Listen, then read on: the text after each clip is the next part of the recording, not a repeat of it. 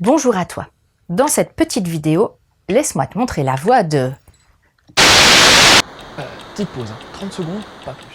En fait, pour pouvoir coller à l'actu au mieux, on aimerait recruter de nouveaux chroniqueurs capables de lire des mangas. Bon, ça encore, c'est pas trop compliqué, d'écrire des chroniques et pourquoi pas de les présenter. Bon, rêve pas, on fait ça bénévolement, alors t'attends pas à gagner de la thune non plus. En tout cas, si t'es intéressé, tu peux mailer à l'adresse qui s'affiche et je me ferai un plaisir de t'expliquer comment on s'organise. Et voilà, tu vois, 30 secondes, franchement, on est large. Allez, je te laisse en bonne compagnie. À plus. Aime ton prochain. Il y a l'interprétation biblique de cette phrase, et puis il y a celle de Saki.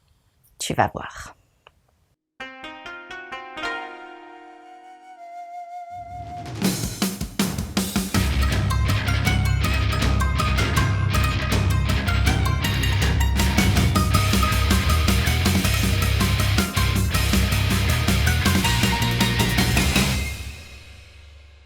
À l'école primaire, la petite Saki s'était prise de Katsumi, un amour non partagé.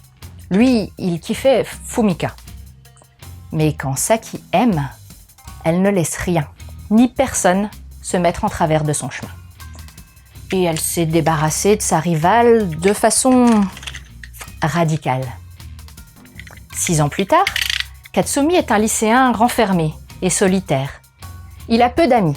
Et il est pourtant courtisé par la jolie Shino. Réalisant qu'il s'est empêché de vivre à cause de sa terrible expérience passée, il va finir par lui céder et accepter de sortir avec elle. Mais c'est sans compter sur le retour de Saki, toujours aussi folle de Katsumi.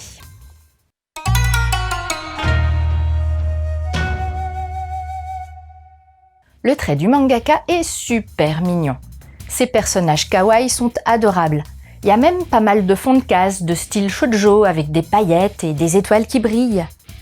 Mais t'y méprends pas. Il dépeint des scènes super malsaines. Les grands yeux des persos jouent beaucoup sur leur expressivité. Le mangaka utilise pas mal d'aplats de noir ou de gris, d'ombre et de trame qui donnent du contraste à l'ensemble.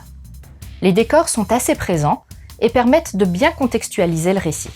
Le Nemu est sobre avec uniquement des coupes droites. Très peu de sorties de cases, quelques pleines pages et des compositions majoritairement de 3 à 5 cases par page, pas plus. Ça rend la lecture fluide et claire. Le mangaka varie les valeurs de plan et les angles de vue, ce qui apporte une dynamique à son titre. Au niveau de l'édition, on est dans la collection What the Fuck de chez Akata.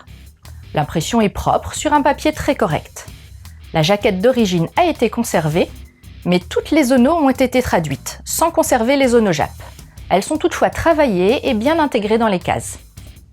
L'illustration de couverture contraste avec le titre du manga et donne le ton. Au dos, on retrouve Saki, tout sourire, tenant un cœur qui pisse le sang. C'est fidèle à son tempérament, prête aux sévices les plus affreux, mais ne semblant pas réaliser que c'est mal.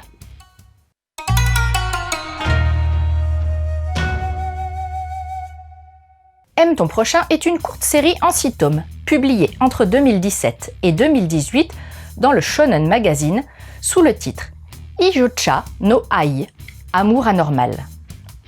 Dans le petit mot de l'auteur sur le rabat de la jaquette, Chida Daisuke évoque qu'il a changé radicalement de registre, sa première œuvre, qui n'est pas sortie en France, étant une tranche de vie. Chida vient de lancer son nouveau titre au Japon sur la plateforme Magazine Pocket de l'éditeur Kodansha. Il s'agit d'un isekai, manga dont l'intrigue tourne principalement autour d'un personnage transporté dans un univers parallèle. On peut donc dire que ce mangaka aime varier les genres. Aime ton prochain ? C'est un titre d'amour, fou, psychopathe même. Ancré dans la réalité, et malgré un trait très mignon et enfantin, l'auteur aborde sans détour la torture physique et psychologique. On a encore du mal à comprendre comment fonctionne Saki, et peut-être qu'on ne comprendra jamais. Elle n'a pas subi de traumatisme, elle est aimée par ses parents, vit dans un environnement paisible, et pourtant, dès la plus tendre enfance, elle semble incapable de faire la différence entre le bien et le mal. Et l'amour exclusif qu'elle voue à Katsumi est source de toutes les horreurs. On est dans le bain dès les premières pages, car la scène d'introduction se solde par le meurtre de la petite Fumika à coups de cutter et le sourire persistant de Saki baignant dans son sang. Elle n'a fait que surmonter un obstacle qui se dressait entre elle et Katsumi après tout. Vient ensuite une phase mignonne et romantique, au cours de laquelle Katsumi semble se reconstruire. Mais toi, lecteur, tu sais que le mal n'est pas loin. Et t'as bien raison. La dernière partie de ce tome, en effet, rebascule dans l'horreur, mais nous laisse sur notre faim en s'arrêtant à un moment crucial. Et on pressent que le pire est à venir. Petit bonus, l'auteur a glissé un chapitre annexe qui revient sur la médiatisation du meurtre de Fumika et les interrogations des spécialistes sur les motivations et l'attitude de la petite Saki, sur le ressenti de ses parents et sur l'enfance de Shino, la prétendante de Katsumi au lycée.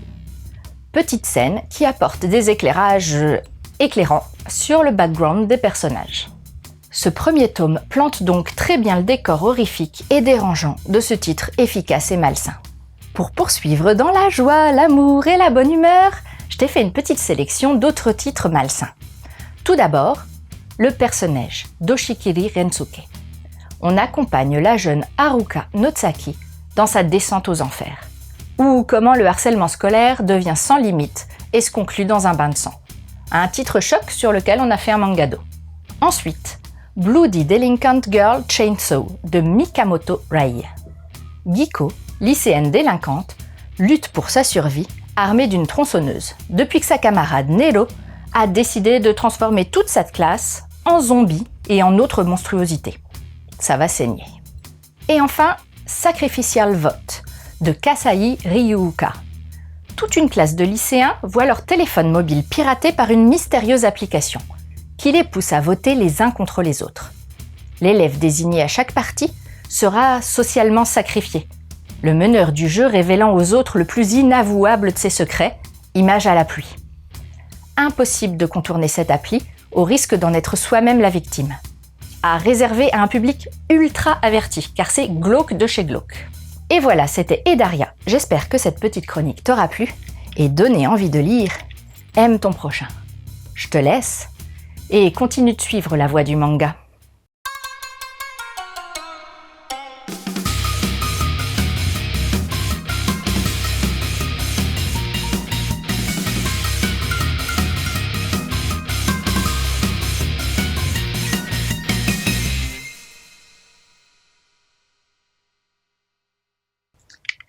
Et toi, tu sais que je t'aime.